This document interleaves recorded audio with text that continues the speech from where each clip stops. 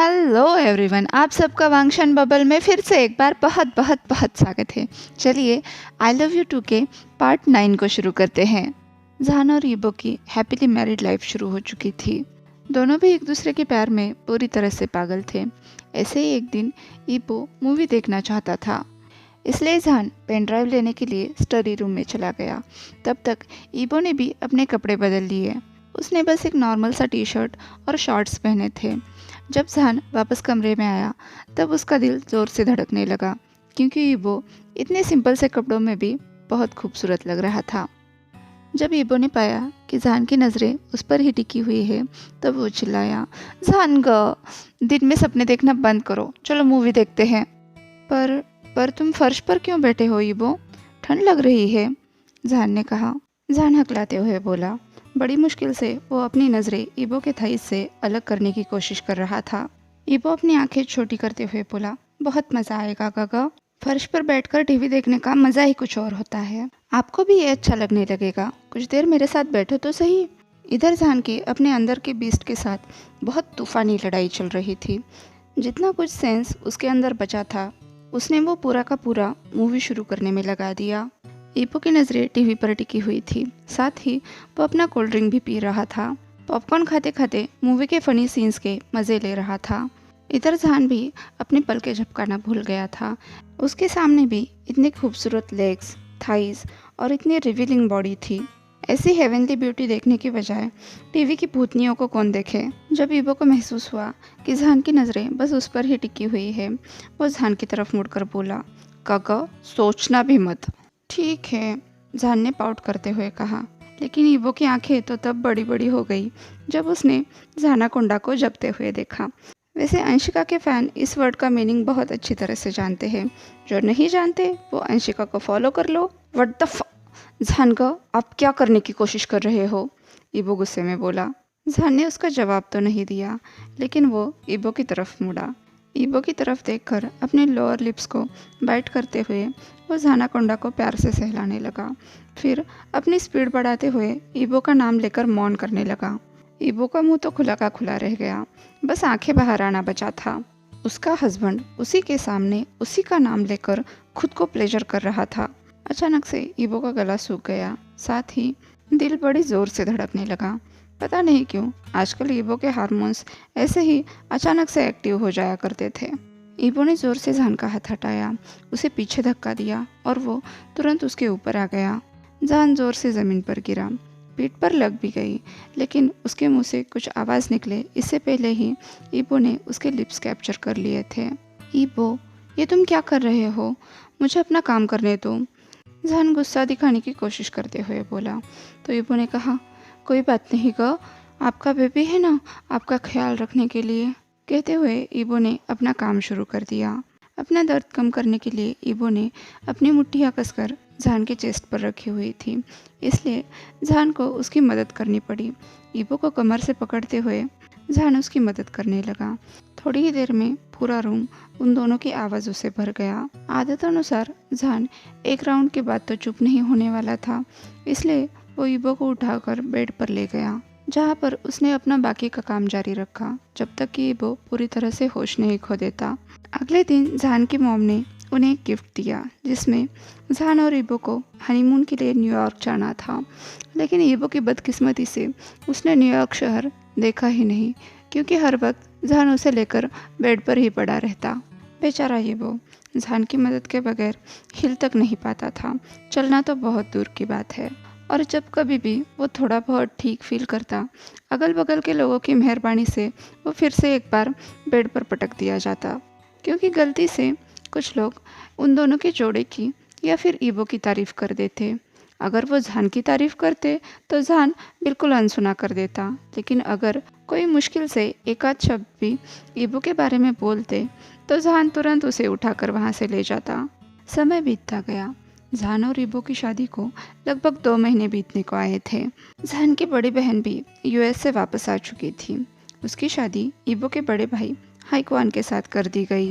ये दोनों भी बचपन से ही एक दूसरे को पसंद करते थे, लेकिन यानली अपने पैरों पर खड़ा होना चाहती थी, इसलिए हाइक्वान उसका इंतज़ार कर रहा था। हाइक्वान को मिलने के बाद जान ने पाया कि उसके बहन को हाइक्वान से ज़्यादा और कोई भी प्यार नहीं कर सकता। सभी बहुत खुश थे, सिर्फ शाओ परिवार ही नहीं, वांग परिवार भी बहुत खुश था। दोनों बिजनेस पार्टनर जो बन चुके थे। शाहजहान ने शाओ परिवार का बिजनेस टेक ओवर कर लिया और वांग यीबो टेम्पररी वांग बिजनेस को संभालने लगा, क्योंकि अभी हाइक्वान और यानली की नई नई शादी हो गई थी और उनका हनीमून पीरियड चल रहा था। शाहजहान और वांग यीबो एक ही ऑफिस से दोनों बिजनेस संभाल रहे थे। हाँ, ये बात अलग थी कि उन्होंने ऑफिस में ही अपना सेकंड बेडरूम बना रखा था और वो केबिन से ज़्यादा बेडरूम में ही रहते थे। सब कुछ ठीक ठाक ही चल रहा था, सिवाय ईबो के, क्योंकि पिछले 3 हफ्तों से ईबो कुछ अलग सा बर्ताव कर रहा था। जान की माने तो ईबो और भी ज़्यादा खूबसूरत लगने लगा था, जिससे जान को अपने ऊपर कंट्रोल रखना और भी मुश्किल हो जाता था और जब भी वो ईबो को देखता था उसे खाए बगैर वो रह ही नहीं पाता था। मगर इन दिनों ईबो की भूख कम हो चुकी थी। उसका कभी कुछ मन करता तो कभी कुछ और, जिससे जान बहुत परेशान रहने लगा था। और उससे भी वियर्ड बात यह थी कि ईबो आजकल जान को रोकता नहीं था, बल्कि जान को देखते ही खुद ही उस पर कूद पड़ता था। कभी भी और कहीं पर भी उसके साथ सेक्स करने की डिमांड करता था। जान को ऐसा लग रहा था कि शायद ईबो अभी इस फील्ड में नया है, इसलिए वो नई नई चीज़ें सीखने की कोशिश कर रहा है और इसी के चक्कर में शायद उसके हार्मोन्स उसके आपे से बाहर हो रहे हैं। ऐसे ही एक दिन जब दोनों ऑफिस में काम कर रहे थे, ईबो अचानक से अपनी सीट से उठा और दौड़कर जान की तरफ आया। उसकी गोद में बैठते हुए वो जान को किस करने लगा, साथ ही जान के शर्ट के बटन भी खोलने लगा। जान ने चौंक कर पूछा, ईबो क्या हुआ? तब तक ईबो ने जान की शर्ट निकाल दी थी और उसके स्लीव्स को इतनी जोर से खींच रहा था जैसे वो उसके साथ झगड़ा कर रहा हो। ईबो ने गहरी आवाज में कहा, काका, मुझे आपकी ज़रूरत है, मुझे बहुत अजीब लग रहा है। जान को चुपचाप बैठा देखकर ईबो को रोना और गुस्सा साथ में ही आ रहा था। जान का इंतजार किए बगैर ही ईबो उसकी गोद से उतरकर उसके पैंट के जिप तक पहुंच गया और जान ने अपना सर पीछे कर दिया। अगले ही पल उसके नेक और जॉलाइन पर अटैक हुआ। जान की गोद में बैठकर ईबो खुद को प्लेजर कर रहा था। कुछ देर बाद जान ने जब ईबो की हरकत महसूस नहीं की, तब उसने पाया कि ईबो वही पड़ा पड़ा सो गया है। इतना ही नहीं, वो बड़ी ही मासूमियत से खर्राटे भी ले रहा था। ईबो को देखकर कोई भी ये यकीन नहीं कर पाता कि कुछ ही देर पहले वह बिल्कुल जंगली बिल्ली की तरह जान पर अटैक कर रहा था। जान हंसते हुए ईबो को उठाकर बेड पर ले गया। उसने लंच भी वहीं पर मंगवा लिया। 15 मिनट बाद जब खाना सर्व हुआ तो जान टेबल तैयार करने लगा, लेकिन तभी उसने पाया कि वो अपनी गहरी नींद से उठ गया है। इतना ही नहीं, वो तुरंत बाथरूम की तरफ भागा। जब जान उसके पीछे गया तो उसने पाया कि वो बहुत बुरी तरह से वोमिट कर रहा है। जान ने उसकी पीठ को सहलाया और उसे संभालते हुए पूछा, क्या हुआ बेबी, क्या तुम ठीक हो? ईबो ने अपना सर हिलाया। गग्गा, चक्कर। इतना बोलते बोलते ईबो सच में जान की गोद में बेहोश हो गया। ईबो को इस हालत में देखकर जान के पैरों तले जमीन खिसक गई। वो जोर से चिल्लाकर ईबो को उठाने लगा, पर ईबो की तरफ से कोई भी जवाब नहीं आया। उसी हालत में ईबो को उठाकर जान हॉस्पिटल के लिए भागा। इधर हॉस्पिटल में जान बहुत बुरी तरह से परेशान हो चुका था।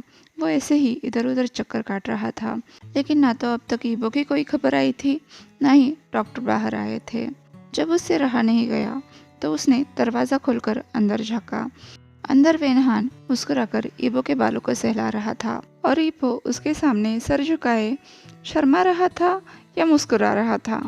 उन दोनों को इस तरह से देखकर जान कुछ नाराज हो गया था, क्योंकि ईबो के होश में आने की बात किसी ने भी उससे नहीं कही थी। ईबो, जान ने उसे आवाज़ लगाई तो ईबो ने सर उठाकर जान की तरफ देखा। तब उसने जान के चेहरे पर बहुत ज़्यादा परेशानी देखी।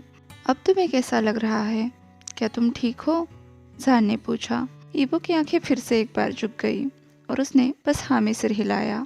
जान को समझ नहीं आया उसका सवाल सुनकर ईबो इतना क्यों शर्मा रहा है, इसलिए उसने वेनहान की तरफ देखकर पूछा, वेनहान, क्या हुआ है इसे? ये इस तरह से बेहोश कैसे हो गया? ईबो ने शर्मा कर अपनी नज़रें दूसरी तरफ कर ली और वेनहान ने मुस्कुराकर जहान से कहा, कॉन्ग्रेचुलेशन शाहजहान, तुम्हें एक और बेबी मिलने वाला है। ईबो उसकी तरफ देखकर चिल्लाया, चुप करो ग।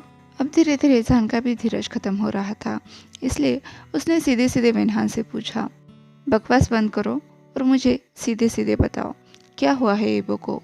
तो वेनहान ने मुस्कुराकर कहा, मैं सच कह रहा हूँ, ईबो प्रेग्नेंट है और तुम्हारा बेबी बिल्कुल सेफ है। अब जहान चौंक कर ईबो की तरफ देखने लगा, जिससे ईबो और भी ज़्यादा शर्मा गया। जहान की नज़रों में काफ़ी सारे सवाल थे, लेकिन ईबो उससे नज़रें मिलाने की हिम्मत नहीं कर पा रहा था। बेहतर होगा कि तुम इतना घटिया मजाक ना करो, जहान ने वेनहान से कहा। तो वेनहान ने हंसते हुए कहा, मैं क्यों मजाक करने लगा, जो है सो है। ईबो लगभग 12 हफ्तों से प्रेग्नेंट है। अपनी आंखें रोल करते हुए वेनहान ने जहान को मॉनिटर पर ईबो की कोख में पल रहा उन दोनों का बेबी दिखाया, जो अभी बस एक फिटस के रूप में था। जहान की आंखें भर आई थीं। वेनहान ने कहा, ईबो का बेबी बम शो हो रहा है, फिर भी तुम दोनों को समझ में नहीं आया। बेबी को लगभग 3 महीने हो चुके हैं और वो पूरी तरह से हेल्दी है। जहान की आवाज़ कँपकँपाने लगी। उसने कहा, मुझे लगा कि ईबो बस हेल्दी हो रहा है। मैंने कभी नहीं सोचा था कि ये बेबी हो सकता है। जहान ने बहुत ही ध्यान से ईबो को गले से लगा लिया। उसके कंधे हिल रहे थे।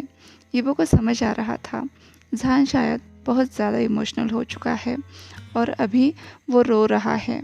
ईबो ने धीरे से जहान के कान में बोला, जहान ग, आप रो क्यों रहे हो? क्या आप खुश नहीं हो हमारे बेबी को पाकर? तो जहान ने सर हिलाकर मना करते हुए कहा, ईबो, मैं बहुत ज़्यादा खुश हूँ। मेरी ज़िंदगी में आने के लिए और मुझे इतना प्यारा तोहफा देने के लिए तुम्हारा बहुत बहुत शुक्रिया।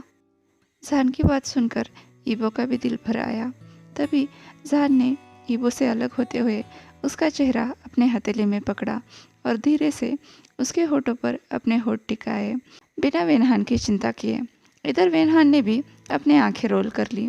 उसे पता था ऐसा ही कुछ होने वाला है, लेकिन शुक्र है ये दोनों इतने में ही रुक गए। जहान फिर से एक बार मॉनिटर की तरफ देखकर बोला, वहाँ पर एक ही फेटस क्यों है? वेनहान तो जहान की तरफ ऐसे देख रहा था जैसे वो कहना चाहता हो, कहीं तुम मजाक तो नहीं कर रहे? उसने आंखें रोल करते हुए कहा, क्योंकि ईबो के पेट में एक ही बच्चा है, बेवकूफ़ कहीं के।